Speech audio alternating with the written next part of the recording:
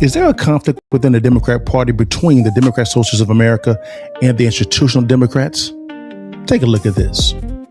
The DSA calls for extreme left-wing policies, including replacing the President of the United States, replacing the U.S. Supreme Court, abolishing the U.S. Senate, defunding the Department of War, ending immigration and customs enforcement detentions and deportations, and amnesty for all illegal immigrants, among just a few things that they want to get done. The DSA co-chair, Megan Romer, is standing by the radical wish list. Just give me sort of a true or false on these. Abolish the Senate. True. Okay. Replace the presidency and Supreme Court as we now know them. Yep. Abolish ICE. Absolutely. Abolish borders and give amnesty to anyone currently in the U.S. illegally. As a long-term plan, yep. Defund the Pentagon. Absolutely. Abolish prisons, at least in large part. Yeah, again, that as part of a long-term program, yeah. Okay, so no prisons. Government or public ownership of most large corporations. Yeah, absolutely. The establishment Democrats should be worried about the voters and about what the voters think and about what the constituency thinks. And right now they have not been delivering, and our candidates are and have been, and it's resonating with voters. I am tired of a set of people on the very far left in the Democratic Party, my party, telling us that in order for us to be progressives, we now have to believe ideas and support ideas that are completely nuts. You got a set of defunding, decriminalizing, open borders. We have run that play and gotten our butts kicked. We don't need to do it a second time to see if it turns out, if the movie turns out any different. There is a housing issue in the United States, but is the solution to this issue, this crisis, a proper partnership between the government and entrepreneurship? Take a look at this. This is a story about solving the unsolvable. Housing affordability is a problem across the United States, not just in New York City. It is nearly impossible today to find affordable housing in New York City. We face one of the most severe housing crises in American history. But there's one major U.S. city that appears to be making real progress when others are struggling. Austin, Texas, once called Waterloo, a city that built its reputation on opportunity for the settlers of the Republic of Texas, and now for musicians, for entrepreneurs, and for young families. Everyone seems to have a theory about what makes this city so special. And naturally, so too does its mayor, Kirk Watson. We're a very fortunate place in that the creativity and the innovation and a lot of the things that has made us successful arises out of what I consider to be a fountain of youth. Those universities every year bring thousands of young people with new thinking and new ideas, new music, greater diversity, all of the things that make the city pretty special. And then what happens is after about a year or so, they all say, ooh, I never want to leave. On today's Countermove Podcast, we're going to analyze and talk about the pending conflict within the Democratic Party, and we're going to analyze the results of a proper joint venture partnership between entrepreneurship and local government. Let's get into this. And I turn up to another level. We gon' give him all the praise, cause it ain't nobody better. We gon' turn up to another level. And we gon' give him all the praise, cause it ain't nobody better. Can't help myself. I can't help myself. When I get to praising up in this place, I lose my breath. I can't help myself.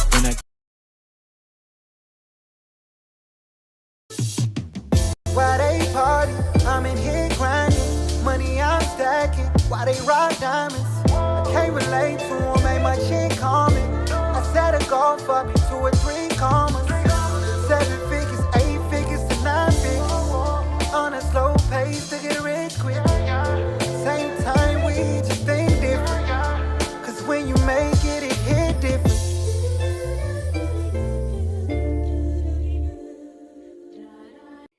What it do, y'all? It's your partner Dale back in the saddle again for another edition of the Countermove Podcast here on Thursday evening, guys. Thank you so much for sticking with your partner. If you could do me a favor, like, share, and subscribe, guys. If I'm giving you some quality content, if you could, man, click on that bell, man, right there at the bottom, top, whatever it is on the platform that you're on.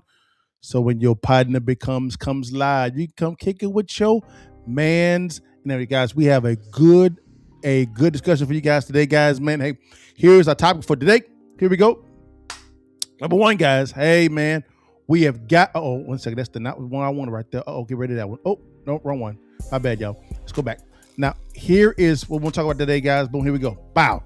Number one, man, is there a civil war within the Democrat Party? Man. Yeah, y'all been seeing what's going on with the Democratic Socialists of America and the Democrat Party from an institutional standpoint. Those moderate Democrats, man, something going on with their party. Number two, guys, we're going to talk about the socialists, what their platform is, what they're really running on.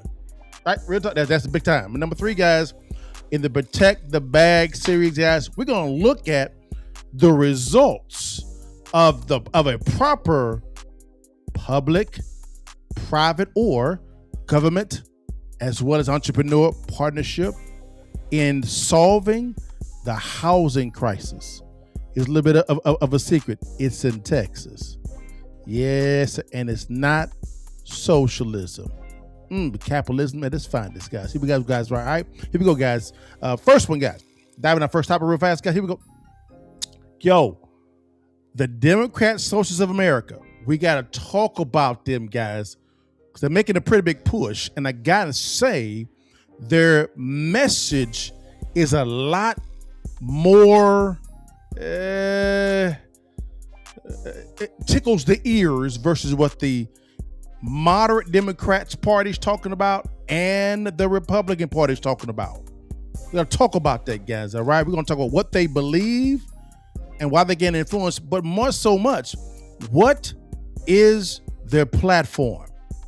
Because you hear the word affordability coming out a lot of the times. And that's great. I like the word affordability in the proper context, because we have to really analyze what they're really running on, guys, what they really want at the core of the issue, right? I'm a policies guy, right? I'm voting on policies, not party or ideology. It is strictly policies for your partner. All right, let's dive in this real fast, man. Number one, real quickly, and then we're going to hear directly from one of their co-chairs. All right, here it is. Here is the first video, guys. Here we go. Hold on a second. Here we go. Boom. Come on now. Come on. There we go. We got a show partner. Here we go. All right, here we go, y'all. Let's get it right. Come on, hide. My bad, y'all. Sorry about that. Anyways, let's dive in this one real quickly here. Boom. Now, here we go. Here is Shannon Bream on Fox, right? Shannon Bream on Fox. Now, I'm saying this right now because, to be honest with you guys, she did a really good interview with the co-chair of the Democratic Socialists of America. It was a great interview, right? It wasn't very contentious. It was cordial, but she asked some good questions. But let's hear from let me see if I got the right one real fast. Hold on one second, guys. Make sure I got the right one. No, I don't. That's the wrong one, guys. Is that the one? Is pushing back. Yeah, here we go. Yeah, here's the right one. Here we go. Here is her talking about this. Is this the right one, y'all? Hold on. Yeah, yes, sir. Here we go. Here it is. Here we go. Let's dive into it. Back on the growing influence of the Democratic Socialist candidates, they say are ultimately going to hurt the Democrat Party. So let's talk about it with the national co-chair of the Democratic Socialists of America, Megan Romer. Megan, welcome to the show. Thanks so much for having me, Shannon. Okay, so there's this growing conversation about whether you can exist within the party, whether you want to upend it for your own purposes, a totally different platform. The Daily Economy quotes you saying this at a DSA convention last year. We will win by making conditions so intolerable for the ruling class that they would rather give in to our demands than continue to live with the disturbance we cause until we are able to fully seize power ourselves. Is that aimed at the Democrat Party? It's aimed from the working class to the ruling class. So the two-party duopoly, the two corporate parties, it is aimed at both of them, and it comes from the working class. So should Van Jones and Rahm Emanuel and James Carville and all of the establishment Democrats be worried about DSA plans from within their tent? The establishment Democrats should be worried about the voters and about what the voters think and about what the constituency thinks. And right now they have not been delivering, and our candidates are and have been, and it's resonating with voters. So Jamie Harrison, who was the DNC chair after... So right from the get-go, guys, she's talking about their message is resonating with voters a lot more than the established or moderate Democrats, right? It's what they would call the JFK Democrats. You mentioned Van Jones, James Carville, which is known as the Raising Cajun, right? Rahm Emanuel, the former mayor of Chicago, as well as the former, I think, chief of staff for Obama when he was the president. So Rahm Emanuel and Van Jones, and James Carville, these are not small fries. These are big time guys. Let's get good. Beyond through it. Let's get to it. Go on. You guys had such a big night in New York City and knocking off some of those incumbents and having success with your candidates in the congressional primaries. He said, if you hate the Democratic Party, then don't run for our nomination. Don't use our resources. Don't rely on our volunteers. Don't use our infrastructure. Focus on building the party you actually support. Wow. Other Democrats out there saying, this is a separate party, the DSA. You don't belong within the party. How do you respond to his statements? Wow. There? Yeah, I mean, the two parties have over years and decades created a system where ballot line access is extremely difficult for third parties. I also have been told a lot of times by Democrats, don't vote third party, it's wasting your vote. So we run on the Democratic ballot line where it makes sense. We run independents sometimes where that is a viable possibility, but it's a ballot line. And what matters is what the voters think. And the voters are overwhelmingly choosing our candidates. They certainly did. So she's saying that they are willingly picking the Democrat Party to run on, to be honest with you, because it's easier, right? So you get a rebuttal from the mainstay Democrats from an institutional standpoint, and she's saying, well, it's easier to run on that side. So, hey, basically, mainstay Democrats do a better job of reaching out to voters. Not full transparency. They've only won 4 seats, right? As far as primary, I believe 3 in New York and 1 in Colorado. So they're not just like kicking it, but they do have a lot of steam behind them on the Republican side for sure, because the Republicans are using that as a way to run against, right? And also on some liberal outlets as well. Okay, we got to keep it 100. Here we go. Let's get to it. In New York and in other places, Colorado and others, it's not just a big city phenomenon or just a blue coastal phenomenon. Sure. Okay, so we're going to put up on the screen a few of the things that are part of your platform, and I want to ask you, just give you sort of a true or false on these. Abolish the Senate. True. Huh? Okay, replace the presidency and Supreme Court as we now know them. Yep. Damn. Abolish ICE. Absolutely. Whoa. Abolish borders and give amnesty to anyone currently in the U.S. illegally. As a long-term plan, yep. Wow. Defund the Pentagon. Absolutely. Abolish prisons, at least in large part. Huh? Yeah, again, that as part of a long-term program, yeah. Okay, so no prisons. Wow. No Government prisons. or public ownership of most large corporations. Yeah, absolutely. Okay, Wow. so then let's go back through some of those then. Abolish the Senate. Wow. So guys, we got to look at this real fast before we have a girl, Shannon Bream, do what she does real quickly. Guys, number one, they want no prisons. Like, no prisons. Like, how does that make sense? How does that make sense? No prisons? Huh? And this, they want to expand the power of the House, eliminate the Senate, right? And they also want to eliminate the presidency, the executive branch, which is Article 1 and 2. They want to completely eradicate, right? Our Constitution. Literally. I'm not saying that. They're saying this on the screen. Like, this is, wow. No borders at all. Amnesty for everybody here legally. Like it's just, wow. Okay. This crazy town, y'all. There are people who are in the Senate now who are very supportive of DSA. Yes. They lose their seats? Oh, good question. Well, the Senate is an anachronistic institution. It comes from the British House of Lords. It is made to protect power for, the Senate was part of the system that was made to make sure that the people didn't have too much of a say. So we want to expand Congress significantly, but make it a unicameral legislature. Okay, and without the presidency and Supreme... Stop. Whoa. We got some problems here.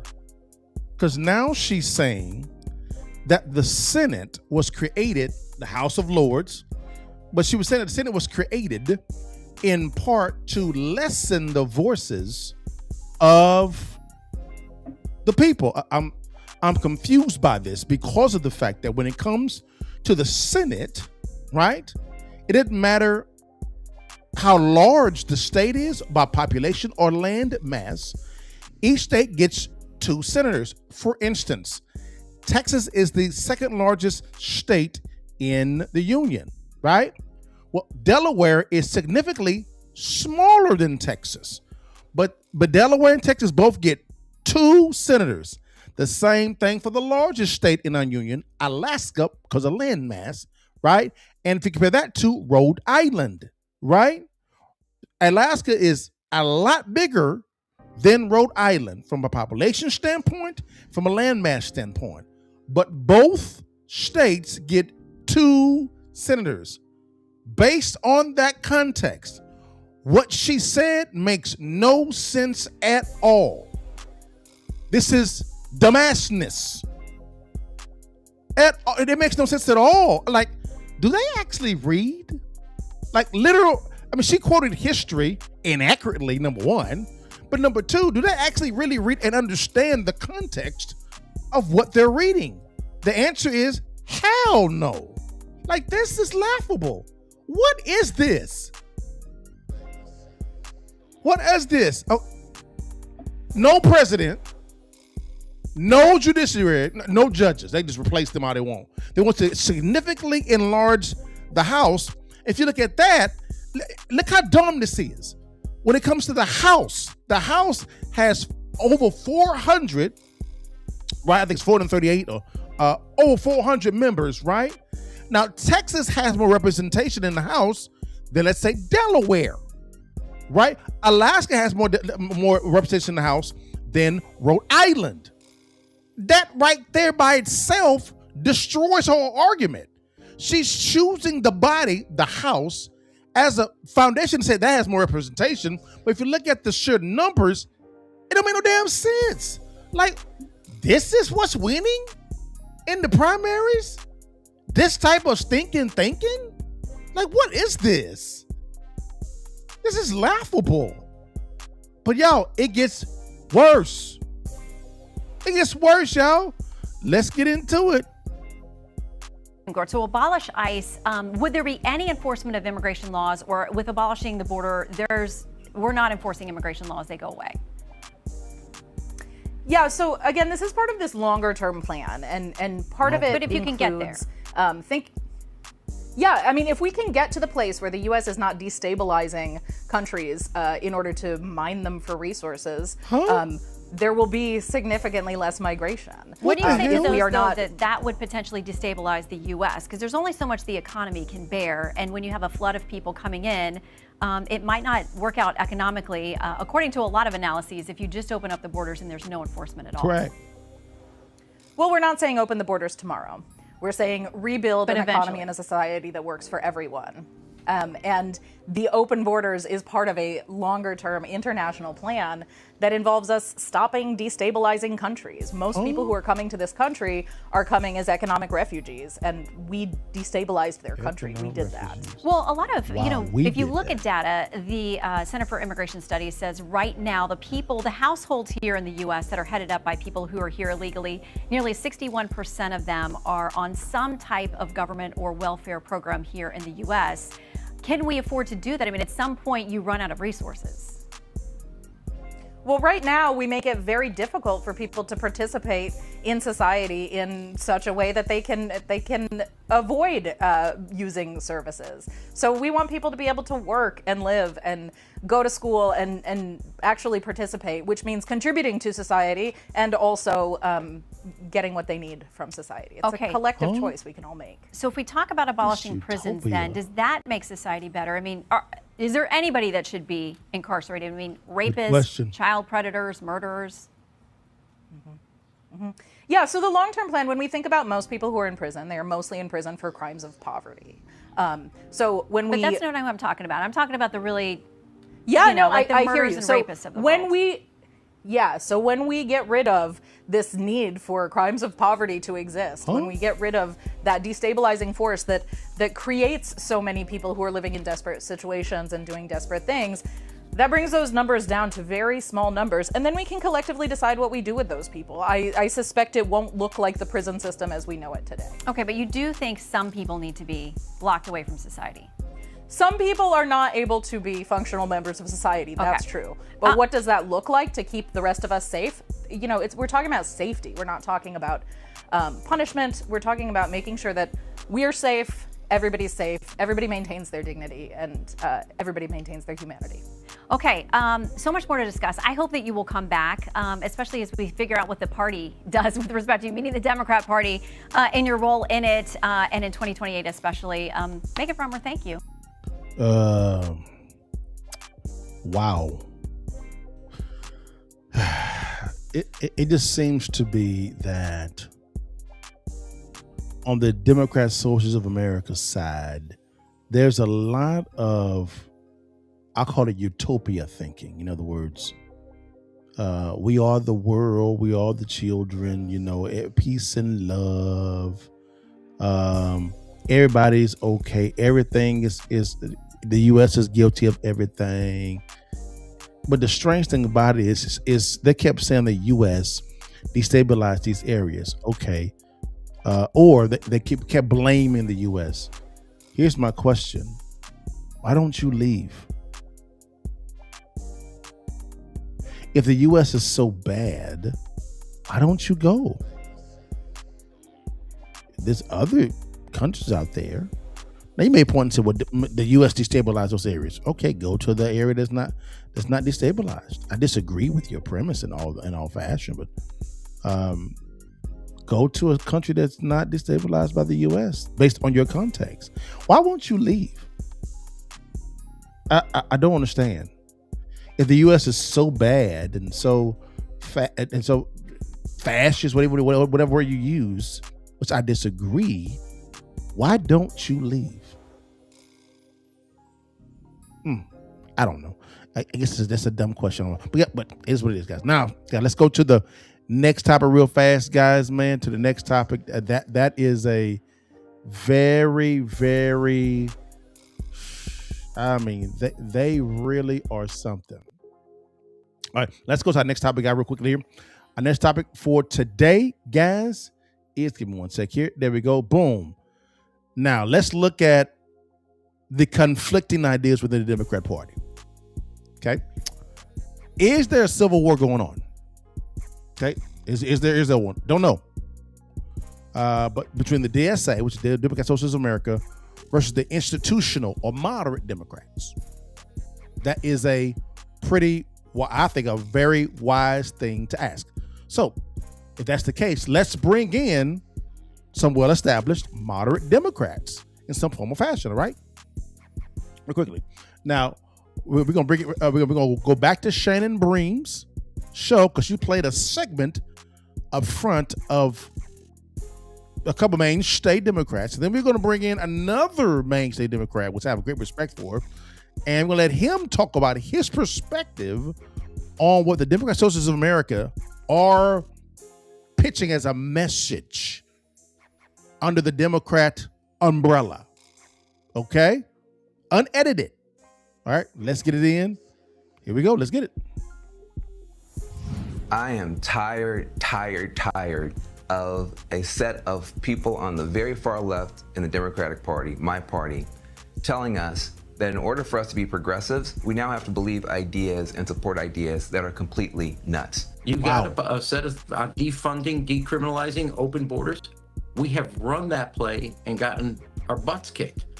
We don't need to do it a second time to see if it turns out, if the movie turns out any different. Prominent Democrat. So again, that is Van Jones, as well as Rahm Emanuel, saying that the ideas the Democratic Socialists of America are pitching is not working or will not work. Matter of fact, they even say that they will actually lose with that message. They'll lose. Now, let's bring in another Democrat. His name is Harold. I got a lot of respect for Harold, man. He and I don't agree on everything. I have a lot of respect for this man. What he says here, I ain't gonna give it any type of teaser. I want you guys to hear what he says, and you be the judge. This is response, right, to the messaging and the platform that the Democratic Socialists of America are running on. All right, let's get to it. Here we go.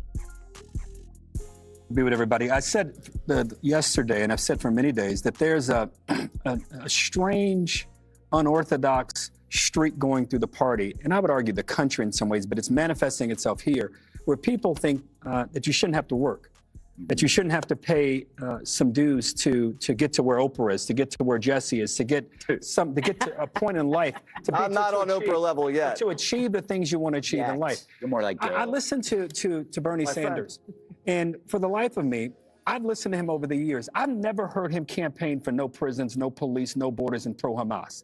I've heard him talk about Medicare for all. I've heard him talk about raising the minimum wage, and I give him some credit. We've seen the minimum wage increase over the many years, and he's been saying that for a while. But if he firmly believes that the economic anxieties of the country, particularly Democrats and independents alike, are going to be addressed and satisfied, because the American people are not being ambiguous at all about what they want. They want lower prices. They want not forever wars. They want their kids to have better futures and an opportunity to achieve the American dream. No prisons, no borders, pro-Hamas, no Senate, none of that I've ever heard Bernie talk about. So in some ways, I feel bad for him, because he's embracing people, embracing ideas that he knows has no place in the American political system. But here's where I have to be critical. Senator Sanders, you have to denounce that. At the end of the day, for us to get to where we want economically, your ideas and my ideas, we differ. I think we should have no taxes on the first $75,000 for people who work. I think we ought to end the president's tariffs to lower prices. I think we ought to give kids who have perfect attendance in public schools each semester another $500 for their Trump accounts, or whatever we want to call them. I'm not for Medicare for all, but you know what? I don't believe you're for no police. I don't believe you're for no prisons. You are better than that. Those on your side who believe in those things, stand up against those who are going to undermine our ability to win. You said it best. Janie, you said it best. We're 15 points behind with the fellow in Michigan, who probably is a nice guy, but he doesn't deserve to be in the U.S. Senate if he can't win. Haley Stevens, this is not a campaign, this is not an ad for her. My only point is, in order to do the things we want to do on the economic front, we have to win. And people who are advocating for no prisons, no police, no borders, eliminate the Senate, and pro-Hamas, that's not what the majority of the American people want. If we nominate those people, Greg, I know we may differ around the table, my party, where we all stand on some of these issues. We Democrats will deserve to lose if these are the people that we put up to run in the fall. You know, I couldn't say it better. Harold, brother, heck, clap of praise, man. Got a lot of respect for Harold. What the moderate Democrats are saying is that the platform that the Democratic Socialists of America are running on are essentially anti-American, and they are. They are. If you're wanting to eliminate the executive branch and the Senate, that is not a mainstay type of platform. You essentially want to eradicate the Constitution. That's what you're wanting to do. And you're wanting to, as Harold actually said here, guys, is you don't want any policing. You want to defund the Department of War. Get rid of ICE. Open borders. Amnesty for everybody here illegally. Like, you want to completely eradicate our entire system. So what you want to do? That makes no sense. And these mainstay Democrats are saying that makes no sense. And I agree with Van Jones. I agree with Harold. I agree with Rahm Emanuel. It don't make no sense. You guys ran on defunding the police and got your behinds destroyed. You did. You got bum rushed. You want to do it again? And another question, as a Democrat Party as a whole, guys, why in the world do these socialists seem very comfortable with running under your umbrella? It's clear. My man Harold here, that's why he's on the screen. He's not in agreement with this. But it seems to be that you guys are comfortable with these guys running under your umbrella. The question I gotta ask, guys, is why? Why are they so comfortable? Obviously, you guys don't like defunding Department of War, which means we have no Army, no Navy, no Marines, no Air Force, no nothing, no National Guard, nothing. They want to get rid of all that. Get rid of the presidency, rid of the Senate, amnesty for everybody, no prisons. Like they want to completely burn the Constitution. That's what socialists, that's communism. So again, Democrats, I got to ask the question. Why do these guys feel so comfortable running under your umbrella? And for those moderate Democrats, those Van Joneses, those Rahm Emanuels, right? Those Harolds, right? Let's start running those type of candidates. So they bring the best ideas to the table and debate those. Not these dumb ideas. Like, these are dumb. But I digress, guys. Wow. Is there a civil war between the Democrat Party and within the Democrat Party? Yes, it is. What's it going to yield? I don't know. We're going to see. We'll see, guys. We're going to see. Man, that was a very interesting section, guys. All right.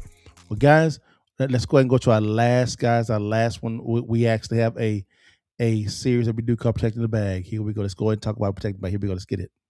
Network hustle.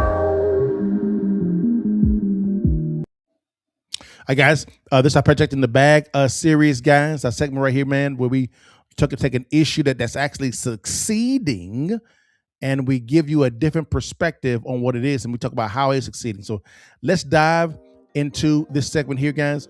Man, we're gonna talk about the housing solutions. You know, your partners in real estate development, private finance. That's what I do, right? And we're gonna look at, right? There's always talk about government not being in business and entrepreneurs usurping a lot of the regulations to get things accomplished, and both could be true at the same time, right? But what would it look like if government and entrepreneurship shook hands together and solved the problem properly? What would it look like? Well, there is a local government and developers, entrepreneurs, that this is actually working well. And I gotta say, I was actually wrong about this city. Initially, I was correct. This is during the COVID years. Then they pivoted. And I missed the pivot, right? So guys, and it's in Texas. Yeah, I'm saying hook them homes. Yep, yeah, hook them. Let's dive in this real fast, guys, and look at what's going on in the city of Austin, Texas. And let's see what their city actually did to begin addressing, right, this issue real quickly, all right? Let's dive in this real quickly, man, and see what's going down. I think you're going to be very pleasantly surprised of what we hear, all right? Let's get into it. This is a story about solving the unsolvable.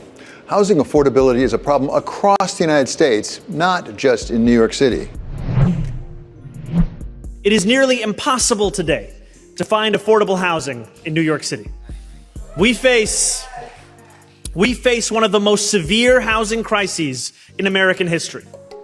But there's one major U.S. city that appears to be making real progress when others are struggling. Austin, Texas, once called Waterloo, a city that built its reputation on opportunity for the settlers of the Republic of Texas, and now for musicians, for entrepreneurs, and for young families. Everyone seems to have a theory about what makes this city so special, and naturally, so too does its mayor, Kirk Watson. We're a very fortunate place in that the creativity and the innovation and a lot of the things that has made us successful arises out of what I consider to be a fountain of youth. Those universities every year bring thousands of young people with new thinking and new ideas, new music, greater diversity, all of the things that make the city pretty special. And then what happens is after about a year or so, they all say, ooh, I never want to leave. So right there, guys, what we see off the rip, guys, is government partnering with entrepreneurs, right? The thinking, the problem solving ideas of entrepreneurship, right?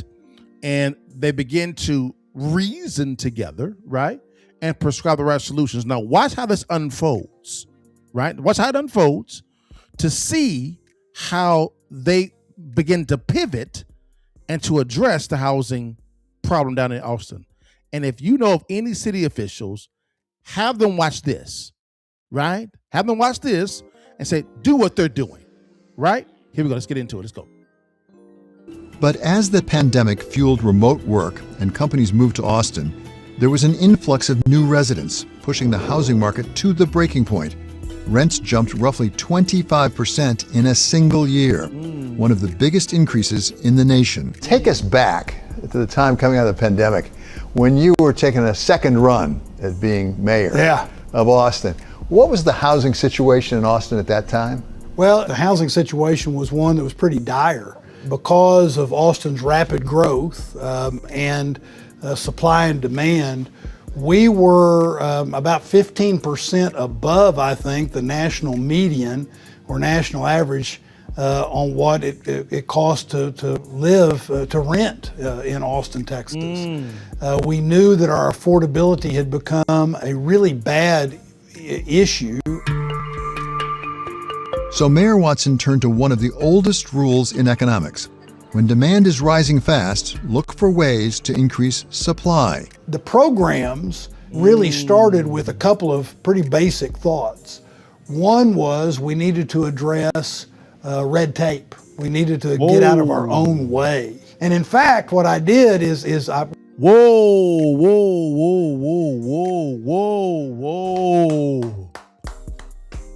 Wow. Get this, guys. Get this. The first thing that he looked at was government being in the way. What you say, Chuck? That was the first thing that came out of his mouth. Government being in the way. Regulation, otherwise known as red tape. We call that self-examination, accountability, character. Interesting. Let's keep going, guys. Here we go. We partnered up with McKinsey Consulting. And they came in and did a top to bottom, soup to nuts review of our site planning process. The city itself was adding about $10,000 a month to the cost of a single family home.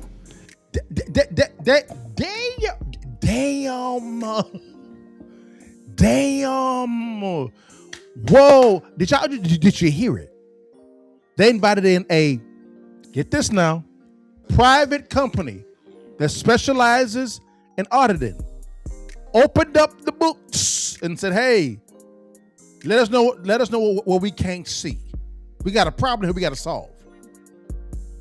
Whoa. And they found out that they were adding $10,000 a month to the development cost for the developers. So they said, wait a minute, we are an impediment to the very audience that we need to assist us in solving this problem. Wow. Now get this, guys. And the mayor is a Democrat. He's a Democrat, y'all. What you say, Chuck? Yes, let's keep going. It gets gooder. It gets gooder. Let's get into it. And it was causing more than $500,000 a month to multifamily. Wow. Well, you can't, out of one side of your mouth, say you're for affordability, and out of the other side of your mouth, be getting in the way. And then, of course, the second big area is land use itself and how we make it so that people can use the land and build what they need to build. On the question of land use, what reforms did you enact? I suppose this is in terms of things like density. Yeah, density is one of the big ones. I guess the way I would approach this is I would start with density in the sense that single-family zoning really allowed for one unit on a single-family zoned lot. We came in and through what we called our home initiative, we changed that to allow by right 3 units on even a single-family zoned lot. Wow. And then the second thing we did is, again, this will help with density. What we did is we changed the minimum lot size. In Austin, our minimum lot size when I came into office was 5,750 square feet. That was the minimum lot you could build on. Well, it doesn't take much land use understanding to realize that what that means, if you got to have that big a lot, then you're going to need to build a big house. You're going to need to build a McMansion. That's the only way it makes any sense. But if you have the ability to have 3 by right and you reduce the minimum lot size, which we did, to 1,800 square feet, from 5,750 to 1,800, now you can start building what I was talking about a minute ago, those starter homes. You can build smaller homes and it makes economic sense. The market can react to that in an appropriate way. Wow. Wow. Hand clap of praise. Hand clap of praise. I see my man John W. McGuire is in the building over there on Instagram. What's up, babe? How you doing, big time? One of the best wealth managers on the market. Follow John W. McGuire. That's my dude, baby. Man, this is what I call proper public and entrepreneur partnership. Did you hear what this Democrat mayor said about the city of Austin, and the detail that he said that solved the density problem? Oh, wonderful. As well as the multifamily problem. Hand clap of praise, man. Golly, Governor Abbott, bruh, y'all actually live in the same city, Austin, Texas. And hey, bruh, hey, man, bring all of the mayors together, right? And make Austin a case study on density and solving the housing issues, right? Because you know they got issues in Houston, got issues in Dallas, got issues in San Antonio, other areas, guys, right? Because people are coming in. A case study. Matter of fact, if you are in a liberal city, call my mans in them, right? Call him and allow for him to teach you how Austin is a liberal city, super liberal. But what he just described, guys, solved the housing crisis for any type of city. Wonderful. And how they invited, I love what he did. They became transparent, naked, unashamed, right? opened up the books and said, hey, we need some help here. Invited in entrepreneurship. They actually went through the books and said, you have problems here, prescribed the solution. They brought in, right? The city brought in developers to say, hey guys, what's your issue? And they let them know what the issue was. They found out that they were actually adding $10,000 a month in regulations, right, to developers. They eliminated that. They also changed when it came to lot size. When it came to densities, they eliminated that. They also solved the multifamily side to where they can actually have more duplexes there and triplexes there. This is amazing. This gentleman right here, he is right there. That's a bad picture. Hold on, let me get a good picture of him. That's the mayor of Austin. Awesome work, but hand clap for praise, man. God dang. Wow. Do you understand what this has done for people? Do you understand? People can now afford homes now because he said starter homes, not mansions, not mini mansions. What's a good starter home? I got you. What's a good starter home real quick, Sam?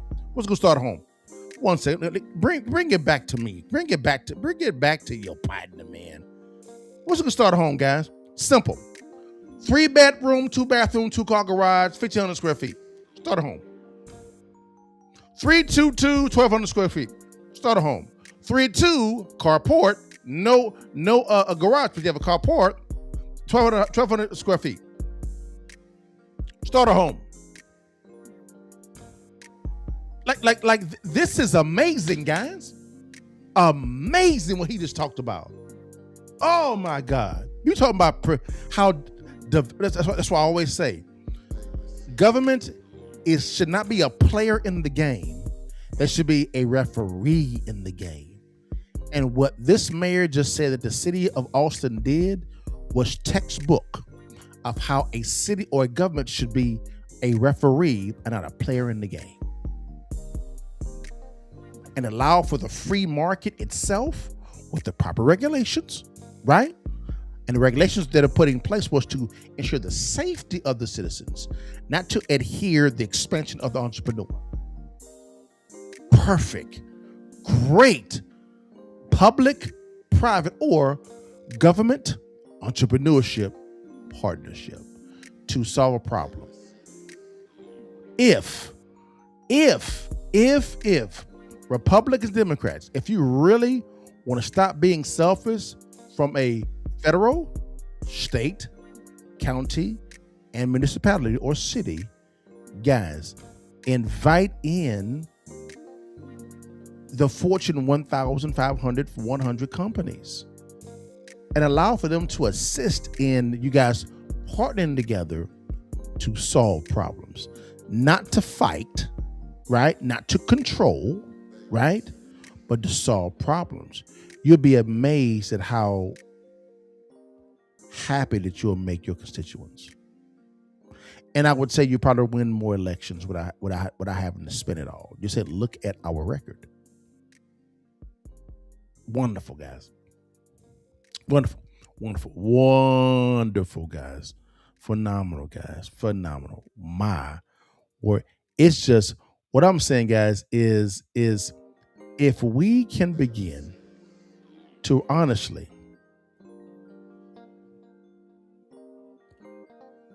put down our flags, right? Our flags, Republican and Democrat, and look at each other just as humans, you'll be amazed at what we can solve. Amazed. The first shall be last, and last shall be first. If you really want to become influential, learn how to outserve one another. When you wound somebody, own it. And then work hard to make it right. Communicate well. Accept the criticism. But invite in the accountability, guys. Accept the constructive criticism. And then build together. You'll be amazed at what you can accomplish. You will be. You'll be amazed. My, will you be amazed? But guys, man, this was a good show. A good show. A wonderful show, in my opinion, guys, man. Also, guys, tomorrow we have Real Estate Friday Live tomorrow, guys. Real Estate Friday Live, to where me and Cliff will be back in the saddle again tomorrow, guys. Here is a little bit of a taste of what you'll get with Real Estate Friday Live. Here we go, let's get to it.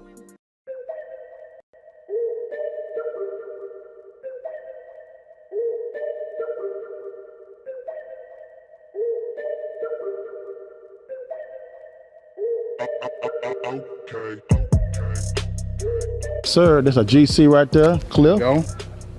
It's piers. They got concrete piers and wood piers. Yes, sir. Checklist. Look, check out the checklist. Yes, we got it for everything we need. Yes, sir. You forget some things sometimes.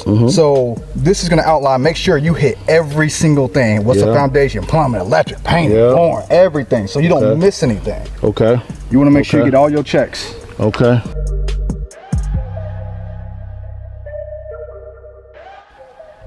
I want to introduce you guys to Cliff Hunter. Cliff is a world-renowned flipper. He actually flips. He's also a GC as well. He's a good contractor. When it comes to all of our renovations, all over the nation, you'll talk to this guy right here.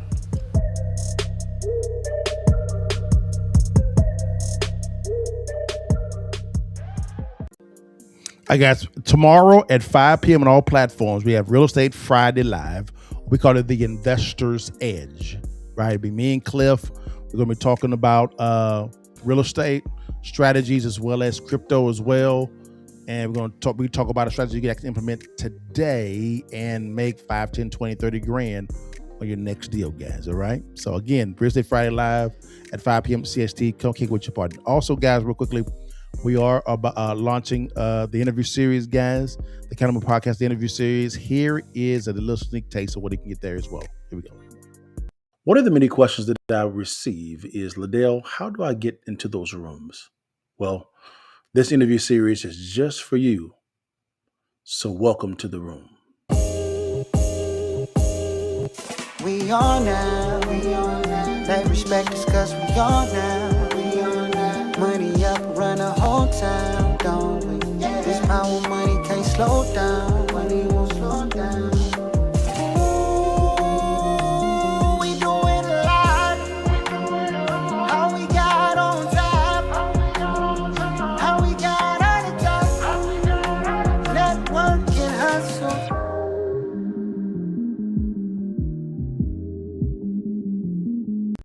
Guys, that's the Countermove Podcast, the interview series, man. That's going to be a phenomenal series. We're lining up, I guess, real quickly. I think you're going to like it. You're going to like it a lot. A lot, in my opinion. All right, guys. Guys, man, that's all I have for today. If you do me a favor, guys, if you could, do me a favor, man. Hey, like and share and subscribe, guys. We have a lot of people that actually love what the content that we're doing. And if it adds any value to you, please subscribe. It helps us out, man, when it comes to the algorithm. And if you really want to keep in tune with us, guys, click on that bell so when we become live, you'll get to kind of see what's going on with us, guys, real quickly, guys. And when everything goes well, you get it's great. Also, real quickly, if you guys want to ask me any questions at all, I always get DM questions, which is fine. I respond to my DMs when I have some time. If you truly want to get in touch with me, guys, you can connect with me one-on-one. That app called Manect, guys. Manect, real quickly, guys. Click on that.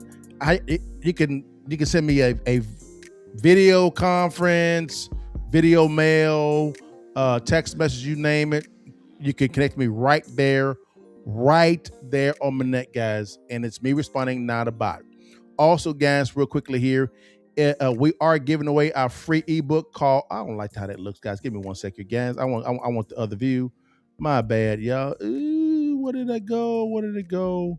If you're wanting our free ebook called Distressed Property Investing, guys, it's how you can locate distressed properties in your city, county, or state anytime you want to, guys. It's right there. You click on the screen. You can scan on the QR code right there on the screen, guys. Right there on the screen. I'm trying to change. There we go. That's better. I like that better, guys. If you want we're getting ready a free ebook called Distressed Property Investing, guys. It's very simple. If you're wanting to learn how to locate distressed properties in the city, county, state, or really nationwide, really your city and county, guys, click on the link below, scan on the QR code right there on the screen. It's right there, guys. And you go download it. It is free, guys. I'll tell you about it. You make your money on when you buy, not when you sell. It's real simple, guys. Lastly, guys, also, I've been talking about something called digital banking, guys. Guys, if you know what's going on, banking has deregulated. Say it again. Banking has deregulated, right? What that means for you is you can choose to go through a traditional brick and mortar, right, bank, or digital bank. Let me give you an example of a digital bank. You have SoFi, it's a digital bank. Chime, Venmo, those are digital banks itself. Now, what's happening, guys, is they're trying to increase their footprint. And what happens is you can partner with them when it comes to building a footprint. Let me give you an example, guys. The average American uses their debit or credit card or their phone for when it comes to paying 30 times a month, right? Let me give you an example. What if you were actually making a nickel every time someone swipes their credit or debit card or uses their phone? Most by that one American who's swiping 30 times to 10 times, 10 Americans, 50 Americans, 100, 1,000, 10,000. Do you see the power, right? That's just one service that you can benefit from, right? Again, this is free information. You can go look at it for free and see if it works best for you. I don't know if it does, but I just know that when deregulation happens, and I'm using the word deregulation myself, there's a change in an industry, right? There's a wealth shift all the time. You saw that when it came to long distance. You saw that when it came to internet. You saw that when it comes to .com. You saw that when it came to electricity. The same thing happens here. Now you're looking at it in banking. Just saying, guys. Scan on the QR code, guys. If you want to, click on the link below in the show notes, guys. Or you can comment the word banking, and my team will send you out that same thing there, guys. All right? All right, guys. Thanks so much for your time, guys. That's all I have for today, guys. Whew. That's been a good one, guys. All right, guys. Well, man, I love to see you guys tomorrow at 5 p.m. All right? Well, guys, God bless you. You know I end it every single time before you leave, baby. While you can, you see that thing. Take that damn picture and give it to your mama them. Holla spot. God bless you guys. See you guys tomorrow. All right, y'all.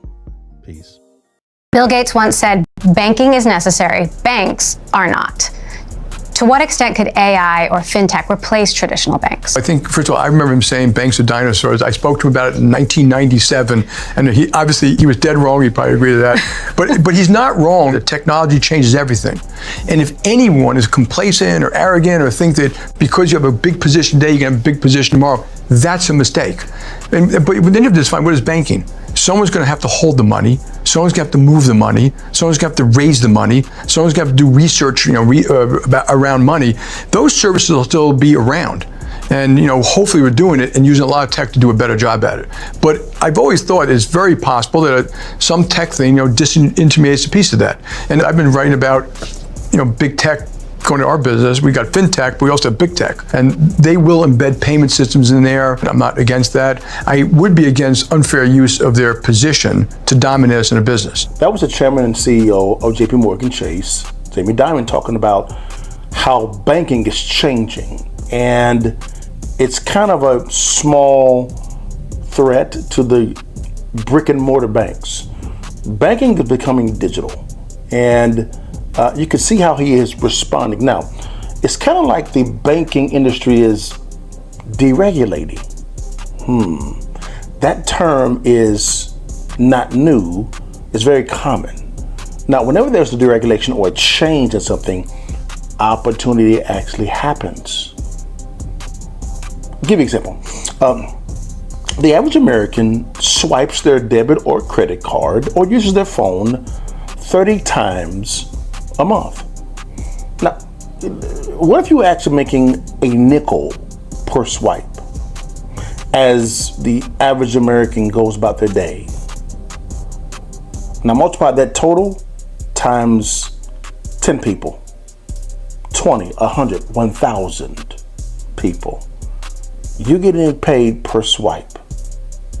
That's just one banking service. This is called banking as a service. And it's taking up a lot of steam. It's becoming very popular. If you want more information about digital banking or banking as a service and how you can potentially benefit from this type of deregulation, click on the link below or comment the word banking and I'll see you the information. You are one decision away from changing the entire trajectory of your life. Stay blessed and holla at your partner. Okay, so you did fixes and flips first, or were they? Now it sounds like you're more buying whole. Okay, so you're wholesaling first. Okay, because I was broke. I had no credit, I had no money, so I had to get some money coming in. So I learned how to do wholesale. And you were doing wholesaling at the good time too. 2000. When it wasn't so saturated. There was. I kind of saw the debacle coming. Okay, it didn't make any sense. I was like, wait a minute, how can you lend out to retail buyers 99.7%? Yeah, just a little bit of a down tick. It's insolvent. And you got to remember, in some states, because I lived in Florida at the time, you could have loan to value above 100% of your property. Right. The first property that I bought, it was 110%. We left the bank with like $30,000. Yes. Yeah. Yes. It was amazing to me. I was like, why am I not doing this all the time? But then clearly 0809 let me know why people shouldn't have been doing that all the time. 0809, that's why I made that lion's share of my money. Wow. Okay. Actually running from the cows, I was running to it. Of course. Because I saw it was coming. Okay. A lot of my business colleagues back then were buying flippers. Yeah. I didn't think it was wise for me to share 50% of my profit with Uncle Sam. He didn't do no work. Okay. So why would I give him free money? Of course. Okay, how can I make sure I'm still legal, but keep the lion's share of the cash flow? Of course. So I began studying the tax code with my accountants and CPAs, and I said, okay, I'm going to buy a whole lot of properties. Now watch this. I actually buy a lot of properties. I take home money when I actually acquire it. Every single time. Okay, you need to break that down just a little bit. If you'd like to learn how successful real estate investors make money when they acquire real estate and not when they sell it, click on the link below, swipe up, DM me the word to real estate to download our free ebook, Distressed Property Investing. The blueprint is in the ebook. Stay blessed. I'll let your partner and download the ebook today.